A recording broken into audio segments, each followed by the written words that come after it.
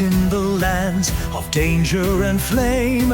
Heroes of legend are making their name. Swords and spells with hearts full of zest. They ride with pride on a quest of interest. Heckfire Club, riding through the night.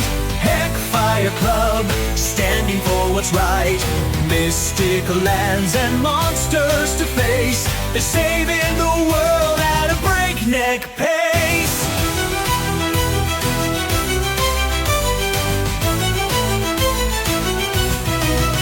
From the Verdant province to Dragon's Lair, wicked wizards and trolls beware. With the rogue a knight and a mage so wise, they'll outwit danger and claim the prize. Legends told round campfire flames of secret spells and forgotten names. A hidden power, an ancient key. The fate of the realm is their destiny. Heckfire Club, riding through the night. Heckfire Club, standing for what's right. Curses, traps, and mysteries deep. No dragon's hoard is out of reach. They laugh at danger, they don't play it safe.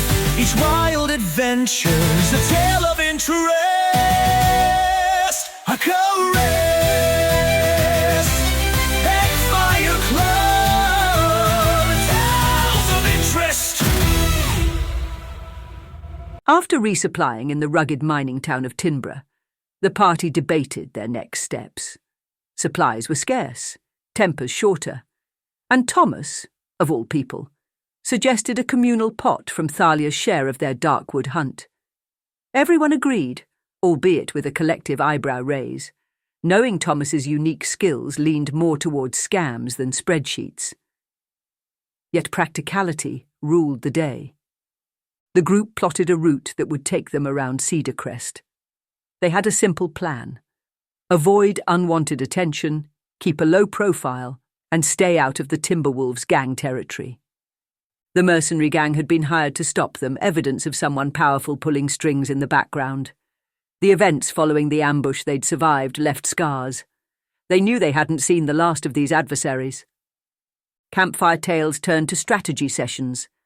Who was the mysterious patron behind the Timberwolves? Why was Central City imposing tighter controls?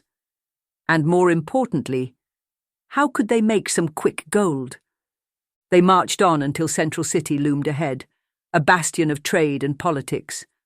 But something was amiss. The usually bustling roads were barren, and whispers of new travel mandates spread like wildfire. It seemed that the province's merchant council, in their infinite wisdom, had imposed travel permits for the simple luxury of moving between towns. Naturally, the group used their newly communal funds to pay the exorbitant 20 gold fee, all while grumbling about corrupt bureaucracy. Upon entering the capital, the adventurers learned of the Quick Steel Tourney, an upcoming throwing knife competition set to be held in Tanner Town with a grand prize of 10,000 gold pieces. Zora and Zyrrath, their eyes gleaming with both ambition and mischief, immediately marked it on their mental calendars. And the journey through the province was long and filled with stories. Celia, ever the curious soul, shared her own tales of adventure, while the party recounted their infamous exploits, though perhaps they left out a few questionable details. From Zyrrath's battle with the Black Fang to Friz's encounter with the enigmatic professor, and even Thomas's semi-successful, or semi-catastrophic, heists, the group bonded over their shared histories. It was a rare moment of peace, a reminder that despite their flaws, they were a family forged in fire. The road to Inkwell stretched long before them, the dry wind rustling through fields left untended. The once bustling province was quiet now, travellers fewer, whispers louder. Zora and Friz travelled together, the rest of their party waiting beyond the gates to avoid the 10 gold toll demanded at the city entrance. Gold was growing scarce, and so was trust. Even the smallest coin needed to be carefully spent. The towering gates of Inkwell, usually alive with colour and music, stood dull and imposing. Once, buskers lined the streets, their songs mingling with the scent of roasted chestnuts and spiced wine. Now, the melodies had faded. The gold tax had quieted the city. Market stalls were shuttered, performers gone. Even the banners of the famed Festival of the Quill hung limp, their vibrant hues dulled by dust and neglect. The gatekeeper's welcome was anything but warm or jovial as the banners and colours of the city projected. Friz glanced at Zora, and on they marched into the city. Friz and Zora moved through the quiet streets of Inkwell, their footsteps echoing softly as they passed closed galleries and theatres, once vibrant, but now shadows of their former selves. The Palastrade district, known for its lively cultural scene, felt like a place lost in time where colours had faded and music no longer played. Even the imposing silhouette of Mistra's Institute seemed subdued, its grandeur dulled by the muted light of the day. After a long walk, Zora and Friz moved into the courtyard of Mistra's Arcane Institute, their steps falling into an easy rhythm as the towering spires cast long shadows over the ancient cobblestone path. The place had an air of hallowed reverence, a sanctuary of knowledge untouched by the chaos beyond its walls. Yet, Zora's gaze wasn't fixed on the grand architecture or the impressive arcane wards humming in the air. His eyes had settled on the statue of Alistair, standing tall at the centre of the Institute's gardens. Friz had noticed his interest before. She had asked once when on the road about his past adventures. Curiosity was in her nature, after all. And Zora had answered, though the usual bluster, the gruff humour that softened his edges, had been absent. That had been enough for her to recognise a deeper story, one that triggered her need to solve a mystery. Thalia had been the one to point it out later. In her usual matter-of-fact way, whatever Zora saw in that statue, it hurt. And that had been enough. Friz hadn't asked again. Now, as they passed the statue once more, its stoic features catching the light of the late afternoon sun, Zora's gaze lingered. There was no reverence in his eyes, no awe at the craftsmanship of the marble. Just something quieter. He held it for a moment longer before exhaling through his nose and continuing forward. The main hall's gates loomed ahead, the runes along its archway glowing faintly in welcome. Whatever ghosts lingered in Zora's past, they would remain as they were, silent, unyielding, a puzzle without edges to grasp.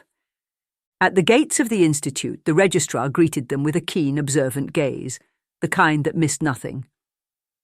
Friz approached with purpose, addressing him with a nickname for the headmaster that few outside the Institute would know. The elf's lips curved into a faint smirk as he responded with playful mockery, as though enjoying a private joke.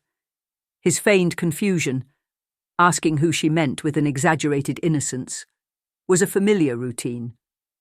Zora, recognizing the condescension from previous dealings, shook his head in quiet irritation. The headmaster's sense of humour, it seemed, had not changed over the years. Together they ascended the spiral staircase of Mistra's tower, each step resonating with the weight of history. The walls were lined with ancient tomes, enchanted relics, and arcane symbols that pulsed faintly with protective wards. The very air seemed to hum with latent magic, reminding them that this was a place of immense power and immense secrets. At the tower's summit, they found Headmaster Alric Madris waiting for them. His robes shimmered with faint enchantments, though his expression was weary. He regarded them both for a moment, his gaze lingering on Zora with a softness that hinted at familiarity. But without preamble, he gestured for Zora to remain outside, making it clear that the conversation ahead was meant for Friz alone. Zora bristled at the request, his instinct to protect Friz almost overriding the headmaster's authority. Still, the quiet insistence in Alric's gesture left no room for debate. With a reluctant nod, Zora took his position by the door, his hand resting near the hilt of his weapon, never fully at ease. Inside the study, the scent of aged parchment and candle wax filled the air, mingling with the quiet crackle of flames in the hearth. Friz carefully placed the fractured halves of the orb of Vestra on the desk. The relic's surface gleamed faintly in the flickering light, its broken form a stark reminder of the immense power it once held. Alric's expression darkened as he examined the broken artifact. He acknowledged that its continued existence confirmed suspicions he had long held. The orb was more than a simple relic. It was a symbol, one that certain factions, such as the Black Fang, would eagerly seize to bolster their influence. Friz explained that the Black Fang had been present during their retrieval of the orb. The shadowy order, composed of noble descendants yearning to reclaim inherited power, had grown bolder in recent months. Alric listened intently, his expression turning grim as he considered the implications. The orb, he reflected, was precisely the kind of emblem that the Black Fang could wield to unite their cause. Friz opened her journal and detailed the group's journey to recover the orb. She described their encounters with dangerous constructs, the traps they had disarmed, and the battles they had fought against Karzak's creations. Alric nodded occasionally, absorbing each account. When she finished, he leaned back in his chair, his gaze distant, the weight of unspoken thoughts settling over him like a shroud. After a long silence, Alric confessed that there was something he needed to share, something he feared would strain their relationship. His choices in the wake of Karzak's rise, he explained, had led him to strike a desperate bargain. As he spoke, Friz felt a tightening in her chest, knowing that the next revelation would not be an easy one to accept. Alric recounted a meeting with Professor Voren Thaler, a rogue academic known for his dangerous intellect and unrestrained experiments. Thaler had bypassed Mistra's wards with alarming ease, walking through the Institute's protections as though they were mere illusions. None of the defences had deterred him. Thaler had made a proposition. He would provide the knowledge necessary to disable Karzak's machines, in exchange for a powerful artifact, the dragon egg fragments that the adventurers had recovered from a dig site. Alric admitted that he had believed the trade to be the lesser of two evils at the time. The fragments, infused with raw magical potential, were invaluable, but the danger posed by Karzak had seemed greater. Now, however, he feared he had made a grave mistake. The fragments were gone, and they were now in the hands of a man whose ambitions knew no bounds. Friz listened, her mind racing. The fragments had been entrusted to Maestra's care, a sanctuary meant to safeguard dangerous artifacts, and now they were lost, exchanged for knowledge that could easily be misused. The sense of betrayal gnawed at her, though she fought to keep her composure. Alric, sensing her turmoil, continued. He reached into his robes and retrieved a small, iron-bound tome. Its cover was etched with glowing runes that pulsed faintly with arcane energy. He placed it on the desk between them, explaining that it was the Codex of Karzak, a collection of blueprints detailing the artificer's most dangerous constructs. The machines described within were capable of binding souls, reshaping flesh, and bending the laws of magic itself. Friz, ever curious, questioned why Thaler would part with something so valuable. Alric's weary smile suggested that Thaler had considered the codex useless to the headmaster, confident that he would never dare to use the knowledge it contained. Lifting his hand, the headmaster revealed a silver ring bearing the symbol of the wisdom deity, a stylized owl with sapphire eyes. He explained that the ring was a mark of an ancient pact. Long ago, Mistra, the founder of the first arcane academy, made a bargain with the old god of wisdom. In those days, magic, like the world, was wild and dangerous, and the gods feared that mortals would delve too deeply into the dark arts, threatening the balance of existence. Its teaching was forbidden. Mistra, the first mortal being to grasp at the subtleties of arcana, convinced the gods that magic could be taught openly without invoking their wrath, on one condition. Any forbidden knowledge, any magic too dangerous to wield, would be banished to a realm beyond mortal reach. It was the responsibility of the first headmaster and every headmaster since to banish such relics and arts to the Deadlaw. This was the pact forged. Alric continued, describing the creation of the Tower of the Deadlaw, a labyrinthine library that served as a prison for forbidden knowledge. The realm was guarded by a being known only as the Lord Mindflayer. The headmaster explained that he had searched every parchment and tome in Mystra's archives, but references to the purpose and power of the Vestran orbs were scarce. The few mentions he found pointed to texts that no longer existed in the mortal world. When Friz asked where that knowledge could be found, Alric's voice dropped, as though uttering a forbidden truth. He suspected the knowledge they sought lay within the Tower of the Deadlaw. Friz glanced from the codex to Alric, her mind spinning with possibilities and dangers. The headmaster believed the answers they sought lay in the forbidden library, but the question remained whether the adventurers were willing to risk the journey. Alric's weary expression held a flicker of hope. The fate of the province, the rise of the Black Fang, and the mystery of the Orb of Vestra all seemed to point to one inevitable path, a journey into the Tower of the Deadlaw. When Friz stepped outside Mystra's tower to rejoin Zora, her expression betrayed the weight of what she'd just learned. Her gaze was distant, her thoughts consumed by the implications of Alric's revelation. Zora's sharp eyes caught the tension in her posture.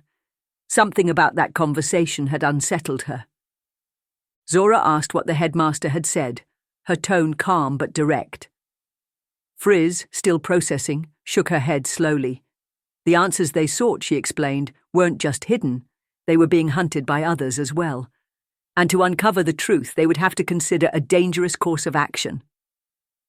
Zora frowned at her cryptic tone and pressed her further. Friz's gaze hardened as she described the journey they might have to take. A path into a realm where even knowledge exacted a price. Zora let out a quiet sigh, his hand instinctively resting on his weapon. If there was a price to be paid, he muttered, they had better be prepared to pay it. The two of them walked in silence through the subdued streets of Inkwell. The province, once bustling with life and art, now stood on the precipice of change. The old ways were crumbling under the weight of buried secrets and looming threats, and somewhere hidden deep in the shadows of forbidden law, the Lord Mindflayer waited. As the adventurers made their way south towards Saffron Sands, the weather took a turn none of them had expected. The famed spice fields, usually a riot of colour, reds, yellows and greens, were now wilted and grey. Crops lay frozen under a thin layer of ice. It was unnatural, the group agreed. Whatever balance once governed the elements had been shattered. When they reached Saffron Sands, the city once renowned for its spices and vibrant markets, they found it a shadow of its former self. The streets, usually alive with bustling trade, were quiet. The scents of cinnamon, saffron and cloves no longer hung in the air. Instead, people huddled in thick cloaks against the cold, a strange sight in a place that had never known winter. Despite the dire conditions, the city's gates remained open. No visitor tax was imposed, but the cost of living had soared. Food was scarce, and what little remained was sold at prices most couldn't afford. People resorted to bartering, trading anything they had left to keep their families fed. For Celia Sundance, returning to Saffron Sands brought a mix of emotions. She hadn't seen her family since she left to pursue her own path, and she hadn't expected her return to look like this. Her home, once thriving, now seemed to struggle under the weight of the frost and ruin spreading across the province. At the Sundance family home, her parents greeted her with a quiet warmth. Her mother, still proud despite the hardships, embraced Celia tightly, holding her daughter as if afraid to let go. Her father, more reserved, nodded in approval, though his calloused hands betrayed the toll the frozen fields had taken on him. Celia introduced her companions, Zora, Friz, Thomas, and Zyrrath, but her parents' expressions shifted when they saw the towering warrior and the arcane scholar. The Sundances, like many families in the city, had little left to give. Her father hesitated before admitting that they couldn't provide a meal for such a large group. They barely had enough to feed themselves. Friz, ever practical, assured them that the group had brought their own provisions. But Zora frowned at the suggestion that they wouldn't be welcomed fully. He stepped forward, his tone firm. Hospitality wasn't a matter of resources, he insisted. It was a matter of principle. Together, the group pooled what remained of Thalia's earnings from their Darkwood hunt and bought enough supplies to sustain the Sundances through the cold season. The gesture left Celia's parents both humbled and grateful. Her mother, quietly moved, told them they hadn't needed to do that. But Zora, unwavering, made it clear that they did. As the group stayed with the Sundances, the frost worsened. Each night brought colder winds and heavier frost. The golden sands of the desert began to take on a ghostly white hue, shimmering under the moonlight like a frozen sea. When the time came to leave, the farewell was difficult. Celia hugged her parents tightly, holding on to them longer than she intended. The weight of her choices pressed heavily on her as she promised to fix things. She didn't know how yet, but she would find a way.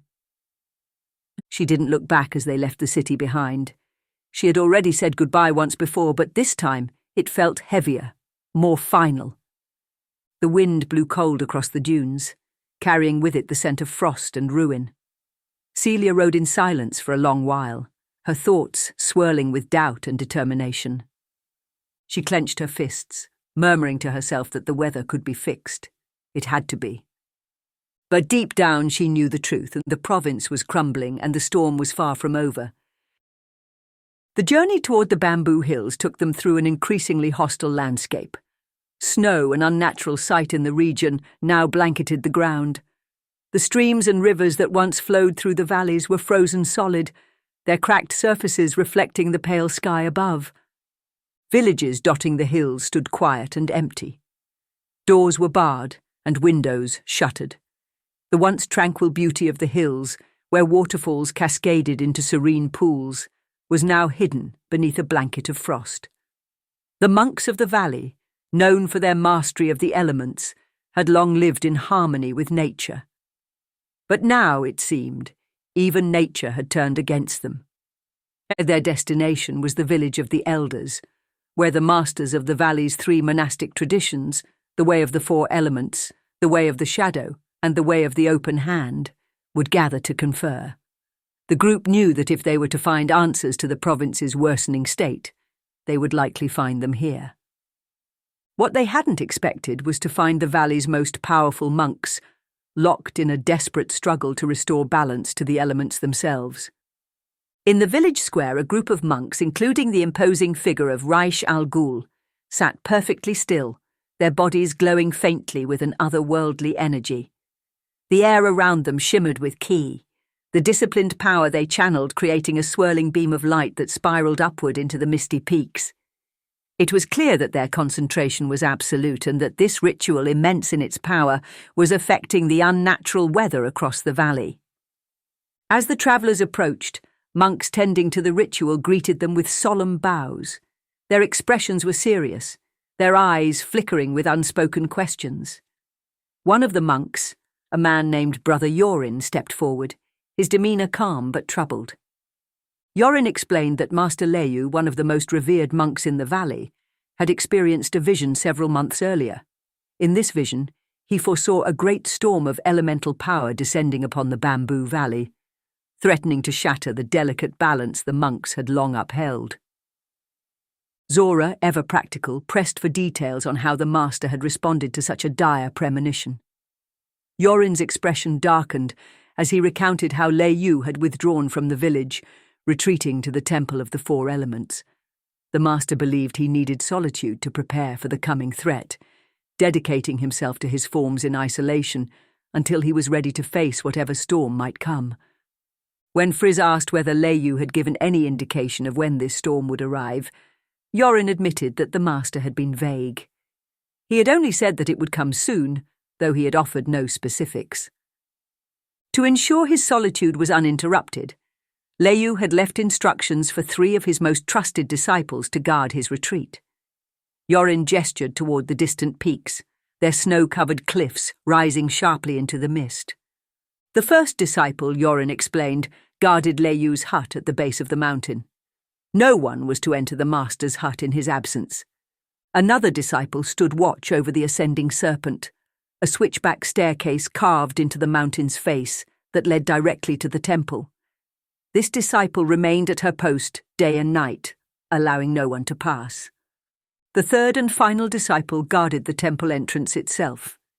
He was the last barrier, standing between anyone who might seek to disturb the Master's meditation and the temple's inner sanctum. As Yorin spoke, some of the monks tending to the ritual exchanged uneasy glances. There was a tension in the air, an unspoken conflict weighing on them. Yorin admitted that many of the monks were torn. They revered their master and were bound by their duty to honour his wishes, but they couldn't ignore what his actions had wrought. The valley was dying. The cold had crept in and showed no signs of relenting. The balance Leiyu sought to protect seemed to be unravelling instead. He explained that monk law forbade them from raising their fists against one another. Their teachings held that violence between brothers and sisters of the monastery was forbidden. Celia, thoughtful as ever, considered this carefully before suggesting an alternative. If the monks themselves could not act against their master, then perhaps outsiders could. Her tone was measured, her suggestion practical, and Yorin nodded slowly in agreement. He confirmed that if the adventurers chose to ascend the mountain and confront Master Leiyu, the monks would not interfere. Gesturing toward the towering peaks, Yorin described 3 possible routes the adventurers could take to reach the temple. The first was the Cavern of the Oni, a winding tunnel that cut through the heart of the mountain. Yorin warned that the cavern was said to be home to Oni spirits, ancient guardians of long-forgotten secrets. The path was treacherous but hidden, offering a chance to reach the temple without being seen. The second option was the sheer cliff, a vertical climb up the frozen rock face. It was the most direct route, but Yorin cautioned that the winds were fierce and the ice was unforgiving. One wrong move could send even the most skilled climber plummeting to the valley below. The final route was the Ascending Serpent, the traditional path to the temple. The switchback stairs had been carved by the first monks of the valley and were a symbol of the spiritual journey toward enlightenment. However, Yorin reminded them that one of Leiyu's disciples stood guard along this path. She would not allow passage without a challenge, and anyone who attempted to ascend would have to face her directly. With a bow of his head, Yorin left the decision to the adventurers. He warned them that Master Leiyu was preparing for something greater than any of them could fully understand. His retreat to the temple was not merely an act of isolation, it was preparation for war. The group gathered outside the frost-covered village, each of them eyeing the mountains with growing apprehension. Thomas tapped his chin thoughtfully, once again advocating for caution. He reasoned that if the master had left any clues behind, they'd likely be in the master's hut, and it would be wise to check before charging headlong up the mountain. His logic was simple. Answers were often closer than expected, and besides, scaling a frozen cliff seemed like a miserable endeavour. Zora, arms crossed, cast a sceptical glance his way. He wasn't entirely convinced, but even he had to admit that if there was a way to avoid unnecessary hardship, he'd take it. Friz agreed, nodding as she weighed their options. If Leiyu had left anything behind, notes, supplies, or even a hint of his plans, it could give them an advantage. Celia, still staring at the swirling energy above, murmured that if they could avoid fighting the disciples along the way, it would be better for everyone. With a plan in place, they turned toward the hut, the air growing colder with each step. The crunch of snow beneath their boots echoed in the otherwise silent valley. The air was thin, their breaths visible in misty plumes as they trudged toward the isolated hut. For a time, no one spoke. The tension of the looming storm seemed to press down on them, and each of them lost themselves in thought. It was Zyrrath who eventually broke the silence. His voice, low and steady, carried the weight of something he had been holding back.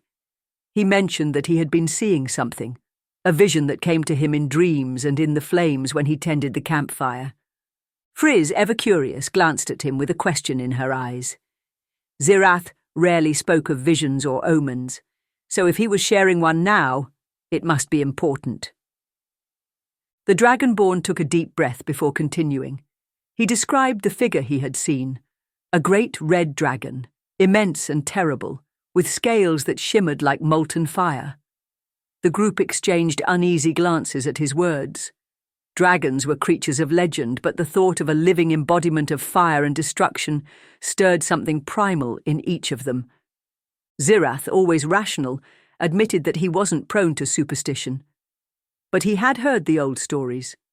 Some believed dragons were the elements made flesh, fire, water, earth, and air, given form.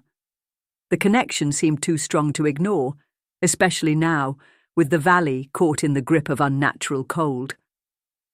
The group knew Zyrrath well enough to recognize that he wouldn't have spoken up without good reason. He was reserved by nature, rarely sharing his thoughts unless they mattered. This confession lingered in their minds like the echo of distant thunder. No one pressed him for more details. They all carried the weight of his words in silence as they approached the master's hut. The group gathered outside the frost-covered hut, each of them eyeing the weathered structure with growing apprehension. The storm above the bamboo hills churned relentlessly, the swirling arcane energy casting eerie patterns across the snow.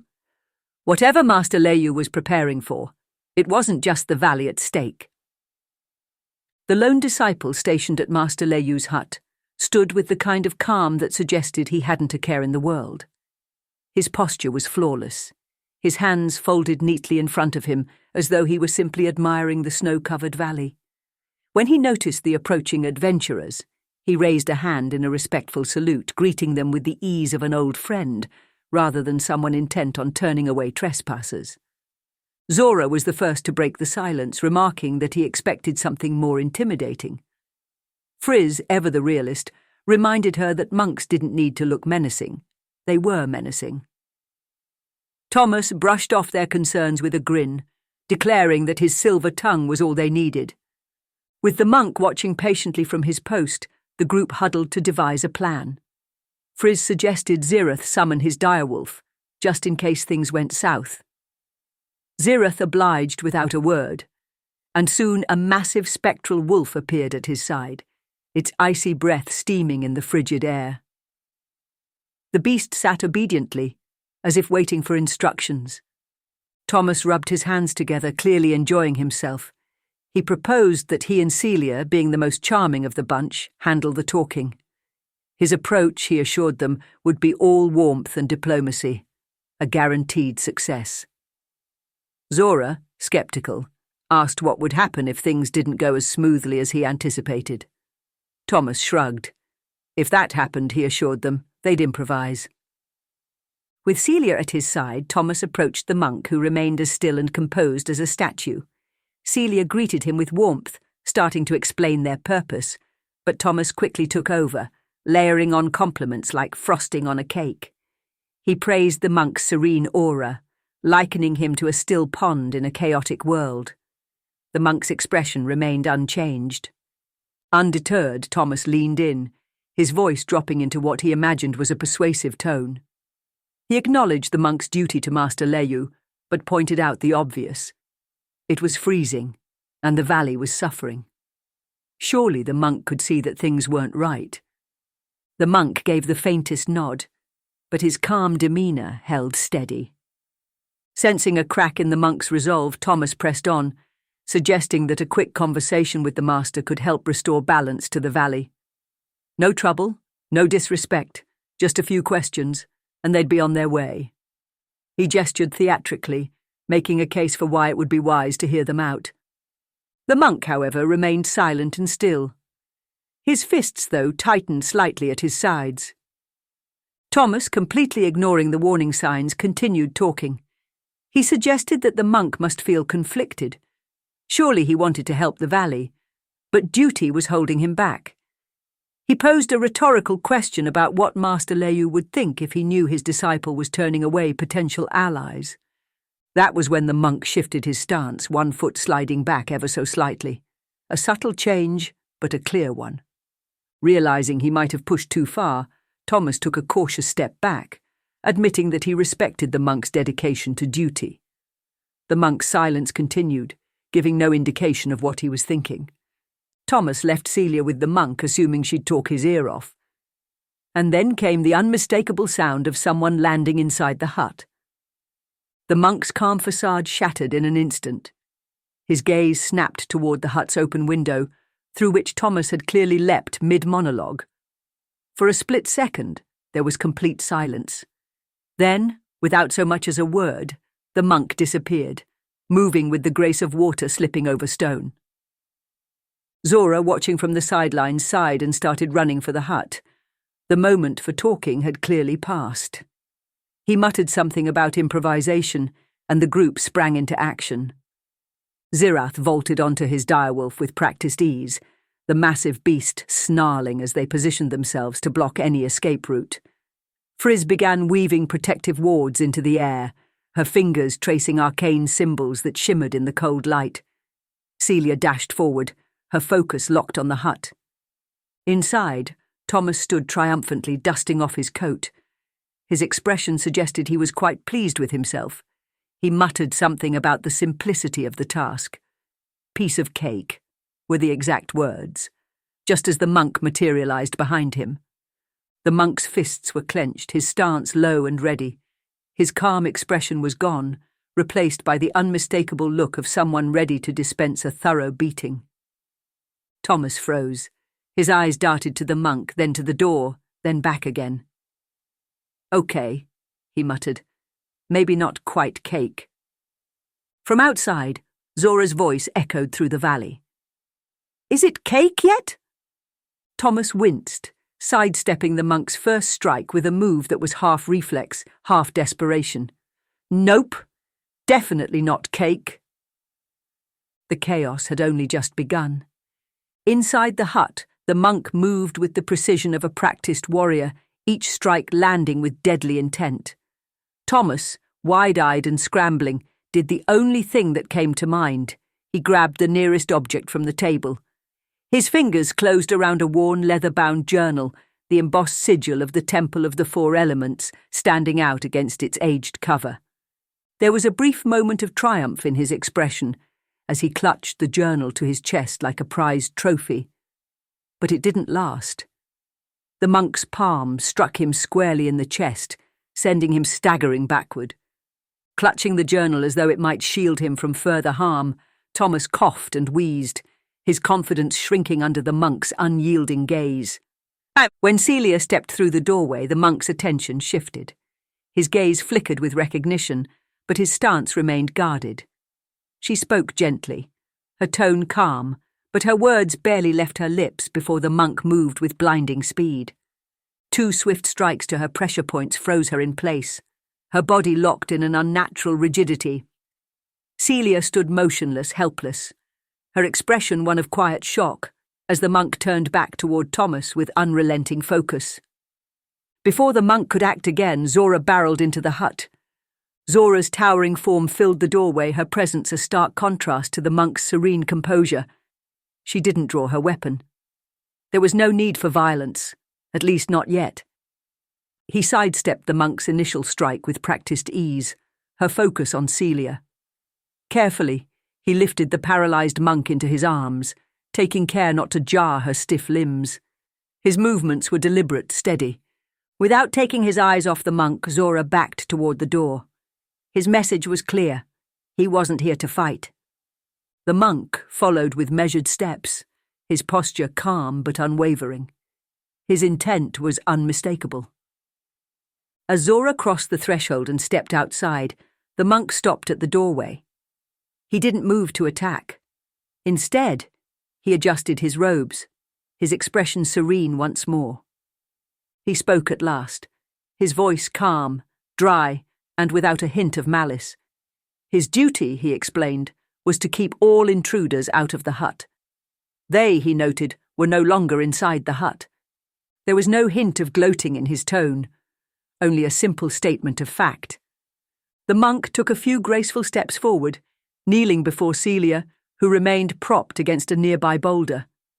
With practiced precision, he pressed 2 points on her neck, releasing her from the paralyzing hold of his strikes. Celia gasped softly as her body relaxed, her limbs regaining their movement. She blinked rapidly, adjusting to the sudden freedom. Zora grinned down at her, his relief evident. The monk rose to his feet, offering Celia a slight bow. His expression remained serene, devoid of hostility. Whatever duty he believed he had fulfilled, He showed no sign of lingering resentment.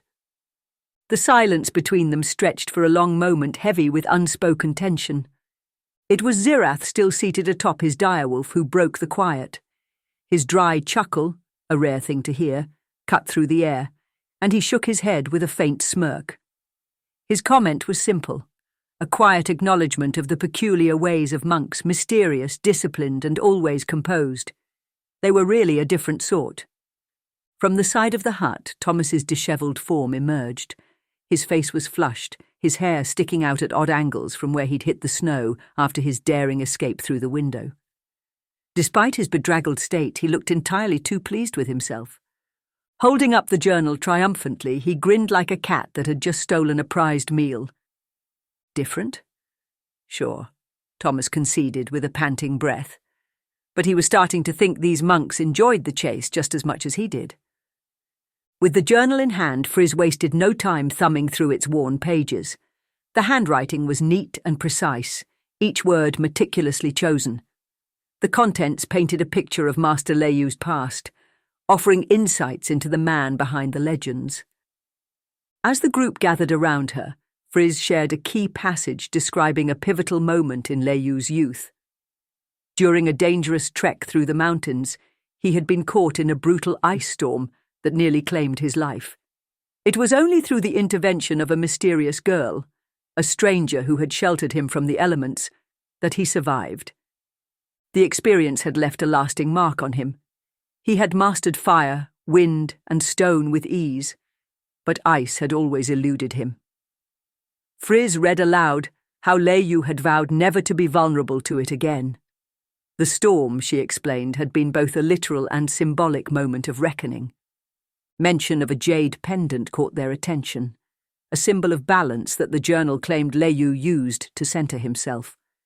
But when someone suggested going back into the hut to retrieve it, the group quickly dismissed the idea. No one was keen on facing another encounter with the monk. Zora suggested they leave the monks to their peace. They had stirred the hive enough for one day. The group gathered near the base of the mountain, the air sharp with cold as they debated their next move. Each path to the temple had its own dangers, and they needed to choose wisely. Zora gestured toward the sheer cliff that loomed ahead. It was the most direct route, but he knew from experience that scaling icy rock faces was a recipe for disaster. One slip would spell the end. Celia was quick to agree, calling the climb a death sentence. She didn't mince words, pointing out the obvious risks. Thomas, ever the optimist, suggested they take the serpent stairs, a winding path carved into the mountain's side. It sounded practical enough, but Zyrrath reminded them of the disciple they had faced at the hut. The monk had nearly bested them alone. Facing two more along the stairs and at the temple would be a gamble. That left only one option, the cavern of the Oni. Friz nodded, agreeing that it was their best shot. Celia added that the cavern held deep significance to the monks, believed to be the birthplace of the Way of the Four Elements. It was a place of sacred tradition where the first monks had perfected their forms. Friz elaborated, sharing an old tale about the cavern. According to legend, an Oni spirit once dwelled there. It had been so impressed by a monk's devotion to her training that it imbued her strikes with the force of the elements themselves. Thomas grinned at the story, the glint of mischief in his eyes. The way he saw it, if the cavern could produce that kind of power, it sounded like a worthwhile visit. His casual remark about it being a walk in the park earned him a few skeptical glances. Zora, already bracing himself for whatever trial lay ahead, muttered something about parks and cakes not usually being filled with ancient spirits and deadly challenges. Still, they all knew they had little choice.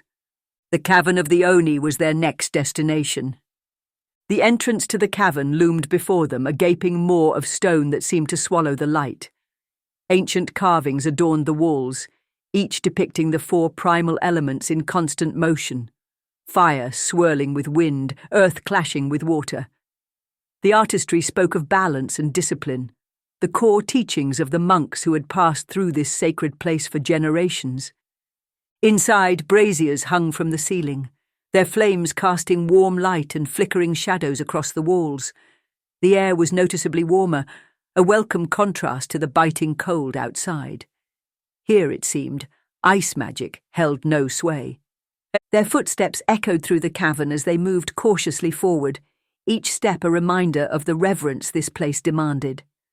Then a voice broke the silence, a deep, resonant tone that reverberated through the stone walls like rolling thunder. From the shadows, a towering Oni emerged, his form both regal and menacing. His deep blue skin shimmered in the firelight, and his eyes glowed with molten gold. In his hands he wielded a massive glaive, its blade crackling with fire and sending waves of heat through the cavern. The Oni's gaze swept over the adventurers, lingering on each of them in turn. His expression was one of calculation, as though weighing their worth. He made it clear that passage through the cavern would not be granted freely. It had to be earned. His terms were simple. Each of them would have 3 moves to prove their strength. Success meant passage, failure meant suffering. The flames on his glaive flared as he took a step forward, carving fiery arcs through the air. The group exchanged uneasy glances, weighing their options. Thomas, ever the optimist, quipped that 3 moves sounded reasonable enough, as though the trial were no different from a tavern game. Zora, rolling his shoulders and stepping forward with quiet determination, reminded him that it was far more likely to be a death sentence than a fair game. The Oni's grin widened at the remark, his sharp teeth glinting in the firelight. His challenge stood. The trial had begun. Thomas, ever the opportunist, stood at the edge of the melee with a grin that hinted he was far from idle. Watching the clash unfold, he summoned a powerful arcane weapon, ready to do what he could. Friz seized the chance to weave an incantation, her hands moving with practiced grace as she chanted softly. Threads of shimmering energy formed a protective auras around the group, a safeguard against the raw power emanating from the Oni. She glanced toward Thomas, noting his smug expression, and remarked that even if the fight wasn't theirs directly, they could still tip the scales in their favor. The Oni growled deeply and surged forward, his glaive spinning in a wide, deadly arc. Friz's mind worked quickly. She called out a precise instruction to Celia, urging her to dodge left. Celia, already anticipating the attack, shifted her weight and ducked beneath the glaive's sweeping path. As the Oni's momentum carried him forward, Zyrrath took his chance, loosing another volley of arrows. Each shot flew with precision, finding gaps between the Oni's attacks. The arrows struck true, embedding in the creature's torso, but still, the Oni showed no sign of pain. Zyrrath's direwolf, its icy breath curling in the air like smoke, waited patiently by his side until the silent command came. At Zyrrath's signal, the spectral wolf lunged forward with a snarl, its powerful jaws snapping at the Oni's legs. The sudden attack forced the Oni to pivot, breaking his stance and leaving him vulnerable for a fleeting moment. Zora, ever watchful, took the opening without hesitation. He drew another enchanted arrow, the faint glow of its magic reflecting off the cavern walls, and let it fly. The arrow pierced the Oni's shoulder, the force of the impact causing the creature to stagger slightly. For the first time, the Oni's expression shifted. There was no sign of pain, only acknowledgement. His gaze swept over the group, his molten eyes gleaming with something that could have been respect. He spoke, his deep voice echoing through the cavern. They had shown strength, speed, and discipline. They were worthy foes. Zyrrath's golden eyes narrowed, assessing the situation with a calm intensity. He slid his bow over his shoulder and reached for his battle-axe, the polished blade catching the light from the braziers. The time for ranged attacks had passed. Without a word, he mounted his direwolf, the beast growling low in its throat, eager for action. Its claws scraped against the stone floor, ready to charge. Zyrrath gave a single command, and the direwolf surged forward, closing the distance in seconds. The Oni, anticipating the attack, raised his glaive to block, but Zyrrath was already moving. In one fluid motion, Zyrrath leapt from the wolf's back, his axe raised high. The blade, infused with draconic energy, descended with crushing force. The strike landed true, cutting deep into the Oni's chest, the sound of metal meeting flesh reverberating through the cavern. The Oni staggered backward, his form wavering as if struggling to hold its shape. Before he could recover, the direwolf lunged once more, its jaws locking around the Oni's arm with a final decisive snap. For a moment the Oni shuddered, his form flickering like a dying flame. Then, without warning, he dissolved into a cloud of black smoke, vanishing into the shadows. The cavern fell silent, the only sound the crackle of the braziers lining the walls. The group stood still, weapons at the ready, unsure if the battle was truly over. For several heartbeats nothing happened. Then, from the shadows, the Oni reappeared. His form was steady once more, though his glaive hung lowered at his side. His expression, calm and composed, betrayed none of the fury he had shown during the trial. With a wave of his hand, the two unlit braziers flared to life, their flames illuminating a hidden doorway carved into the cavern wall. The passage, previously concealed in darkness, now stood revealed, its entrance marked by ancient symbols etched into the stone. The Oni bowed deeply, his gesture one of respect and acknowledgement. He declared that they had proven their worth, and the path was now theirs to take. Zyrrath dismounted his direwolf, brushing frost from his cloak as he did so. His gaze lingered on the Oni for a moment before shifting to the newly revealed doorway. Without a word, the group gathered, each of them exchanging a brief glance before stepping toward the passage. They didn't need to speak. The climb through the cavern of the Oni took them higher into the mountains, the winding path growing colder with each step. Jagged carvings lined the trail, telling stories of ancient monks and the balance they sought through mastery of the elements. As they ascended, the warmth from the cavern faded completely, replaced by the biting chill of wind and snow. Breath turned to visible mist, and snowflakes swirled around them, clinging to their cloaks. When they finally emerged from the cavern's mouth, the sight before them was awe-inspiring. The Temple of the Four Elements stood carved into the mountainside, an imposing structure that seemed to defy time itself. 4 towering pillars adorned the temple's weathered facade, each representing one of the primal elements: fire, water, earth, and air. The intricate carvings swirled together in a dance of ancient harmony, a testament to the balance the monks of this temple sought to achieve. The temple loomed like a fortress, both sacred and unyielding. At the entrance, a lone figure awaited. A half-orc monk stood with calm authority, his simple robes fluttering slightly in the cold wind. He carried a long glaive, its polearm catching the faint light, gleaming like frost in the early morning. Everything about him radiated discipline. His posture was relaxed yet ready, a perfect embodiment of the monastic teachings that had guided this temple for centuries. His gaze was steady, showing neither fear nor hostility. The group slowed as they drew closer, taking in the sight of the final guardian. Thomas, ever the one to break the tension, muttered under his breath about how monks always seemed to know how to make a dramatic first impression. The half-orc didn't move, his gaze unwavering. Zora, frowning, recognized the monk for what he was, a formidable foe. He quietly pointed out that this wasn't just any disciple, but likely the master's most trusted guardian. If they fought him, the cost would be high. Celia, her gaze lingering on the temple's carved pillars, softly agreed. To her, this ground was sacred.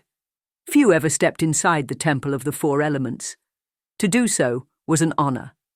But they couldn't ignore the fact that their way forward was blocked. They gathered to strategize, quickly discussing their options. Friz suggested they avoid a fight altogether. She had a spell in mind that would get them past the Guardian without bloodshed. Thomas could not help but agree. His grin hinted at a plan that was more clever than noble. Zora, crossing his arms, wasn't convinced. Talking hadn't worked before. What made Thomas think it would be different this time? But Thomas was already stepping forward, clearly confident in his next move. As Thomas approached the monk, the half-orc didn't so much as blink. His serene gaze followed Thomas with calm curiosity, but he showed no sign of raising his weapon. Thomas raised a hand in greeting, his voice warm and disarming. He acknowledged the monk's duty, expressing admiration for his commitment to protecting the temple. But as he spoke to distract the monk, Friz was quietly murmuring to herself. The monk's expression remained neutral as Thomas talked, and Friz cast her spell. For a moment, nothing happened. Then, the monk blinked once, twice. His form shimmered, and without any resistance he vanished from sight. Thomas dusted off his hands with a satisfied smirk. The monk had been banished to another plane, harmlessly removed from the temple's entrance. He explained to the others that the spell was temporary. The monk would return in 1 minute, completely unaware that anything had happened. Zora's jaw tightened, his eyes narrowing in disbelief. Sending a monk to another plane of existence with barely a thought. Thomas, with a shrug, dismissed Zora's concerns. The monk was fine, probably meditating on a sunny beach in some peaceful plain. No harm, no foul, and most importantly, the path was clear. Friz, adjusting her glasses, confirmed the harmless nature of the spell. The monk would return shortly, completely unaware of the brief interruption. Even Zyrrath, who rarely voiced approval, gave a small nod. It was an efficient solution, he admitted. Zora sighed, the tension easing from his shoulders. There wasn't time to argue. They needed to move quickly. The group approached the temple's entrance, stepping carefully beneath the towering stone pillars. The air inside the temple felt still, charged with an ancient energy. The scent of incense and ash hung heavy in the air, a reminder of the rituals that had been performed there for centuries. Celia lingered at the threshold, her gaze sweeping over the ancient carvings that adorned the temple walls.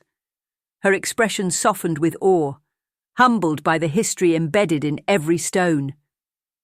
She whispered a quiet remark more to herself than the others. They were walking where legends had walked. The massive doors of the temple stood open, the passage beyond beckoning them forward into the unknown. The warmth of the temple wrapped around them as they moved cautiously through the grand hall. Braziers flickered along the walls, casting shadows across the mosaics of monks mastering the elements. The soft glow of the flames was a welcome contrast to the biting cold outside, but the comfort didn't last long. At the centre of the chamber, 4 elemental symbols were carved into the stone floor. Each pulsed faintly with arcane energy, but as they crossed the threshold, the symbol of fire flared to life. The sudden heat made them pause, weapons at the ready. The flames cast long shadows across the walls, giving the ancient carvings an eerie sense of movement. Then, from somewhere unseen, a deep resonant voice echoed through the chamber, ancient and commanding. The first test would be one of resolve, an endurance trial against fire. They would have to grasp burning metal with their bare hands, holding it steady through the pain to prove their worth. Thomas muttered a sarcastic remark about the barbarity of the task, but his usual humour didn't ease the tension. The group stood in uneasy silence, exchanging uncertain glances. Without a word, Zyrrath stepped forward. There was something primal in his expression as he approached the first brazier, the flames reflected in his golden eyes. It was as if the fire called to him, resonating with something deep within. He didn't hesitate as he reached for the metal rod, gripping it firmly despite the searing heat. The sound of burning flesh hissed through the air and the acrid smell followed. The group winced at the noise, but Zyrrath remained perfectly still. His posture was calm, his breathing steady. The unseen voice echoed again, acknowledging his resolve. Zyrrath released the rod, his hand blistered and blackened, but he showed no sign of pain as he moved to the second brazier. The second brazier burned hotter, the flames shifting to an intense blue-white glow. Even standing nearby was uncomfortable, the heat radiating out in waves that made the air shimmer. Zyrrath reached out without hesitation, lifting the rod as if the temperature didn't matter. The heat seared his scaled hands, blackening them further, but he held the brazier steady, showing no sign of weakness. Friz, watching from the side, murmured quietly to the others. She noted the severity of the burns, her concern growing with each brazier. His hands were taking significant damage, yet he remained composed. Zora, arms crossed, dismissed the worry. Zyrrath was fine, he said, though his voice carried a note of uncertainty. The group watched in silence as Zyrrath approached the third brazier. This one burned white-hot, the flames blinding in their intensity. The heat warped the air around it, making the edges of the chamber blur. Thomas, squinting against the light, muttered his disbelief. "No one could lift that," he said, "not without serious consequences." Zyrrath, unfazed, stepped closer. His movements were deliberate, his breathing measured. With both hands, he grasped the final rod. The flames roared in response, casting the room in brilliant light. For a moment, it seemed as if Zyrrath himself glowed with the fire's energy, the flames reflecting off his golden scales. When he set the brazier down, the temple fell into a hushed stillness. The third brazier settled into place, and the flames across the temple flared brighter, illuminating every carved detail of the ancient chamber. The massive stone door ahead rumbled, grinding open to reveal the path forward. The unseen voice returned, acknowledging Zyrrath's success. The fire had recognized his resolve and deemed him worthy. Zyrrath turned back to the group, his expression unchanged despite the burns on his hands. Friz stepped closer, studying the damage. She was awed by his composure. His hands were charred and blistered, but Zyrrath flexed his fingers as if nothing had happened. The faint shimmer of his scales, marked now by the fire, made it seem as though the flames had left him with a permanent imprint. Even Zora nodded in quiet respect, recognizing the strength it took to endure that trial without faltering. "Fire made flesh," he remarked softly. Zyrrath had earned it. The door stood open, the path ahead beckoning them deeper into the temple. With Zyrrath leading the way, the group crossed the threshold, knowing that the trial of fire was only the beginning. As they moved forward, the unseen voice echoed once more through the stone walls.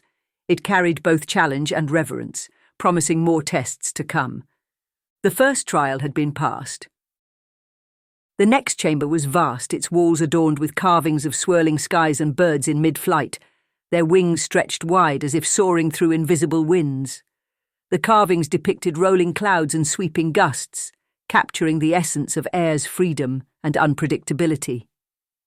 A dense, fog-like mist clung to the floor, masking whatever lay beneath.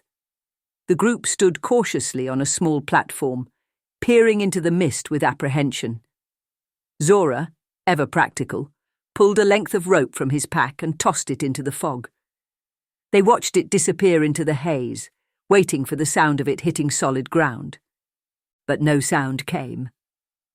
Thomas, pulling his coat tighter against the sudden chill, muttered that the room felt less than welcoming. At the centre of the chamber stood a whirling mechanism, its gears turning slowly, generating a steady gust of wind that ruffled their cloaks. A weather vane perched atop a tall pillar nearby, creaking faintly as it shifted with the air currents.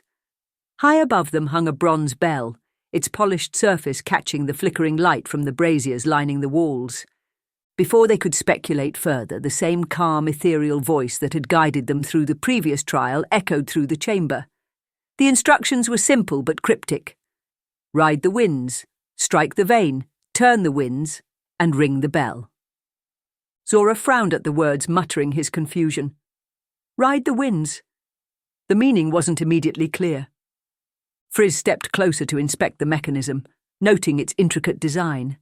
She explained that the test wasn't one of strength or endurance. This was about grace and balance. Brute force wouldn't help them here. The group stood in silence, uncertainty settling over them. Then, without a word, Celia stepped forward. Her gaze was steady, fixed on the bell hanging above. She tightened the wraps on her hands and adjusted her stance. "This one is mine," she said quietly, her voice carrying a calm resolve. The group remained on the platform, watching Celia as she took her place at the edge. The instructions from the voice still lingered in their minds. Ride the winds, strike the vane, turn the winds, and ring the bell. Without hesitation, Celia leapt into the swirling current. The group was awed at the sight that unfolded before them. Great ethereal wings sprung from her shoulders. It would seem their new monk companion had a touch of Aasimar blood, a rare ancient lineage. The wind caught her immediately, lifting her gracefully into the air. Her movements were fluid, each twist and turn in perfect harmony with the gusts. It was as if she had become part of the wind itself, flowing effortlessly through the chamber. The first weather vane loomed ahead, and Celia adjusted her flight with practiced precision. Her body aligned perfectly with the gust, and with a swift motion her fist struck the vane. It turned smoothly, creaking as it shifted direction. The wind changed course, sending her toward the second vane. She moved with the same graceful control, flowing into the next current without faltering. Her fist connected with the second vane, turning it effortlessly. The final gust sent her upward, toward the hanging bell. Her fists clenched as she gathered her energy, focusing everything into one powerful, controlled strike. The sound of the bell reverberated through the chamber, a deep, resonant note that echoed off the walls and lingered in the air. The gusts of wind ceased. The mist below them shifted, solidifying into smooth white marble. What had seemed like a bottomless pit was now a stable surface, stretching across the chamber floor. Zora grinned, watching Celia land lightly on her feet. He remarked on how effortlessly she had completed the trial, clearly impressed. Thomas, with his usual smirk, added that she hadn't even stumbled once. Friz urged them to keep moving. They couldn't afford to linger, not with more trials ahead. The group wasted no time crossing the newly solid floor, their boots clacking against the marble as they dashed toward the far platform. The passageway beyond loomed dark and waiting, promising more challenges to come. As they reached the platform, they took a moment to catch their breath. Zyrrath, watchful, noted quietly that one more test awaited them. His gaze remained focused on the shadows ahead, searching for signs of what lay beyond. Celia, calm and steady as ever, nodded in agreement. The group pressed forward, walking through the newly opened door. The chamber ahead was dim, the floor covered in vibrant sand mosaics that shimmered faintly with arcane energy. The intricate patterns depicted towering mountains, winding valleys, and ancient elemental symbols. Each swirl of colour created a mesmerising tapestry, but the sand's shifting glow suggested there was more to it than artistry. The calm, ethereal voice returned, carrying both instruction and warning. To pass this trial, they had to cross the chamber without disturbing the sand. The bell on the far wall needed to be rung, but even the lightest footprint would disrupt the fragile mosaics. Thomas, ever eager to showcase his talents, cracked his knuckles and declared that stealth was finally a test suited for him. The others stepped back, giving him room, though more out of curiosity than confidence. True to form, Thomas wasn't interested in following the rules of the trial. Sneaking across the sand? Too slow, too dull.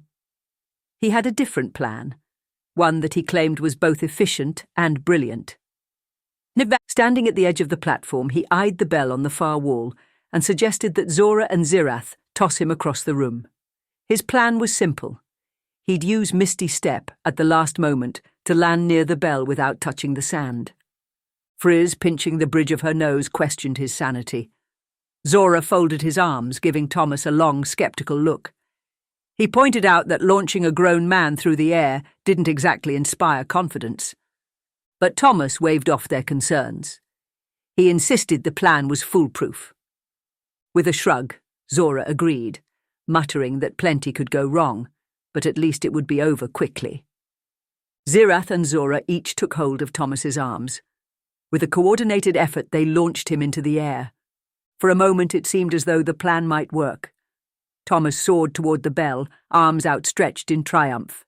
Then he began to spin. The throw wasn't as graceful as he'd envisioned. Flailing wildly, Thomas shouted in panic as he tumbled through the air. His attempt to cast Misty Step was cut short when he crashed into the sand with a heavy thud. The group winced at the impact. Before he could react, the mosaic patterns shifted, and the sand absorbed him in an instant. His muffled shout echoed briefly before silence fell once more. The others stood in stunned silence, staring at the spot where he had disappeared. Without a word, Celia stepped forward, her expression calm but resolute. She adjusted her monk wraps and took a deep breath, centering herself. This trial wasn't about clever tricks or brute force. It was about precision and balance, skills she had spent years mastering. Her movements were deliberate as she stepped onto the sand. Each step was carefully placed, her weight evenly distributed to avoid disturbing the mosaics.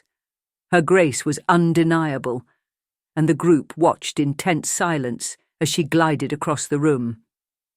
She was nearly there, just a few steps from the bell, when the sand beneath her shifted suddenly. The mosaics rippled like water, and before she could leap to safety, the sand swallowed her whole. "No!" Zora roared, his fists clenching in frustration as Celia disappeared into the sand. Friz stood frozen for a moment, her mind racing through possibilities. They were running out of time, and the sand was relentless. If they didn't find another way, both Thomas and Celia would be crushed. Zora and Zyrrath exchanged a glance. Walking across the sand wasn't going to work. Zyrrath, ever calm and pragmatic, stated the obvious. They needed to think outside the box. Zora's gaze shifted to Friz. He asked if she could shrink herself, noting that a smaller target would disturb less sand. Friz blinked in surprise. She confirmed that she could, though she hadn't expected to be part of the solution. Zyrrath grinned. He suggested they toss her across the room instead. Friz tilted her head, not entirely amused about the situation. Being tossed like a projectile wasn't exactly how she imagined her day going, but after a brief pause she crossed her arms and agreed. She adjusted her glasses, her voice steady as she prepared herself. With a quick spell, Friz shrank to the size of a doll, her tiny form barely visible against the backdrop of the vibrant mosaics. Zyrrath gently picked her up, his hands steady as he and Zora positioned her for the throw. Friz, ever composed, gave a nod of approval. Zora and Zyrrath took careful aim. With a coordinated heave, they sent Friz soaring through the air, her miniature cloak fluttering as she flew toward the bell. Friz hit the target perfectly. Grabbing hold of the bell's rope, she pulled with all her might. The deep melodic clang reverberated through the chamber, sending vibrations rippling through the sand. The intricate mosaics twisted and swirled, the colourful patterns shifting into solid paths of stone. The transformation was immediate. The sand spat out both Thomas and Celia, depositing them on the newly formed stone floor. They gasped for air, their faces pale and bruised from the ordeal. Friz, still perched on the bell rope, called out to the group, relieved to see them alive. Thomas, coughing and shaking sand from his hair, muttered his thanks, though he sounded more embarrassed than grateful. Celia sat up slowly, rubbing her bruised arms. She agreed that the trial had been too close for comfort. Zora helped them to their feet, relief clear on his face. He admitted that they couldn't have waited much longer without dire consequences. Friz, back to her full size, adjusted her glasses and flicked her cloak into place. With a wry grin, she declared that next time, someone else could play the role of flying hero. The massive door ahead creaked open, revealing the next passageway. The group gathered together, weary but determined to press on. Zyrrath, ever vigilant, noted that one more trial awaited them. His golden eyes narrowed as he peered into the dark corridor beyond. Celia, calm and steady once more, nodded in agreement as they stepped forward, ready to face whatever final challenge the temple had in store for them. The final chamber pulsed with raw elemental energy, the air thick with magic that shimmered across the walls in chaotic bursts of light. Crystal pillars stood at each corner of the room, each representing one of the 4 primal elements: fire, water, earth, and air. The pillars crackled with power, their energies surging out in unpredictable waves that rippled through the vast space. At the center of the chamber stood Master Leiyu, his body moving with relentless precision. His fists and feet cut through the air in a ceaseless rhythm, meeting the elemental blasts from the pillars with perfectly timed counters. A jet of flame erupted toward him, and he extinguished it with a wave of water. Winds howled, but he struck them down with solid, deliberate movements. The earth beneath him cracked, yet he moved as if weightless, gliding over the shifting ground with the grace of a dancer. The adventurers watched in quiet awe, noting the pale, glazed look in Leiyu's eyes. His focus was absolute, but there was no clarity in it. His relentless movements had become mechanical, locked in a never-ending loop of reaction and counteraction. He had been fighting this battle for months without rest, and it showed in the hollowness of his gaze. He was a man lost in his task. The group stepped cautiously into the chamber, their footsteps muffled by the crackling energy that made the air heavy and oppressive. Thomas glanced at Leiyu's unbroken rhythm and whispered his disbelief. He couldn't fathom how the monk had kept going for so long. Zora, watching closely, noted that Leiyu wasn't truly standing strong. He was barely holding on, his body moving out of habit rather than strength. Celia, her voice steady, said they needed to stop him. His endless struggle was causing more harm than good. Thomas and Friz shared a glance before Friz suggested they try to reach him through words before resorting to force. Together, they approached the centre of the chamber, careful not to draw the attention of the elemental blasts. Thomas's voice cut through the crackling air as he addressed Leiyu with respect. He called out to the monk, mentioning the name from his journal, Maylin, the young girl who had saved him during the ice storm. At the mention of her name, Leiyu's movements faltered. His hands stilled for a fraction of a second, and his eyes flickered with something that looked like recognition. Friz noticed the change, pointing out that he was responding. Zora agreed, noting that his gaze had cleared for a brief moment. Thomas pressed on, reminding Leiyu of the balance Maylin had brought him when he couldn't find it himself. But just as Leiyu seemed to slow, the pillar of fire sent another blast his way. Instinctively, Leiyu snapped back into his forms, countering with a wave of water. Friz observed the pattern, realizing that he was trapped in a cycle of reacting to the elemental strikes. He wasn't fighting with purpose. He was locked in a loop of survival. Celia asked the crucial question, how could they break the cycle? Friz's gaze hardened with resolve. This was her domain, magic and balance. She knew what needed to be done. Stepping forward, Friz raised her hands, her fingers glowing with arcane energy. She began casting spells at the crystal pillars, aiming to disrupt their chaotic bursts. Her first attempt, a dispel magic spell, did little more than provoke the pillars. They responded with a volley of elemental blasts, shards of ice and bolts of lightning streaked toward the group. Thomas and Zora dodged while Celia shielded Zyrrath from a gust of wind that threatened to knock him off his feet. Zora shouted that it wasn't enough, the pillars weren't yielding, and Leiyu remained trapped in his relentless rhythm. Friz thought quickly, her mind racing through possibilities. She noted how each element reacted to its counterpart, the forces of nature locked in a delicate balance. Her eyes locked on the pillar of fire, the hottest and most chaotic of the four. Whispering a single word, ice, she gathered her energy. With a final gesture, Friz unleashed a blizzard of frost, directing it toward the pillar of fire. The flames roared in defiance, but the ice overwhelmed them, smothering the fire until only steam remained. The pillar cracked, shards of crystal tumbling to the floor. The room fell silent. The swirling elemental energy ceased, and the chaotic power that had consumed the chamber vanished. As the balance was restored, Master Leiyu staggered. His eyes, no longer glazed, began to clear. The tension in his body released all at once, and his legs buckled beneath him. He crumpled to the ground with a hard thud, his gaunt frame trembling from exhaustion. The group rushed to his side. Celia knelt beside him, placing her hands over his chest. Warm light spread from her palms as she cast a healing spell, easing his suffering. Slowly, colour returned to Leiyu's cheeks, and his breathing steadied. His eyes opened slowly, their clarity returning. His voice was weak but steady enough to speak. He made a simple request to be taken back to his village. Zora helped him sit up, supporting the monk's frail body with gentle hands.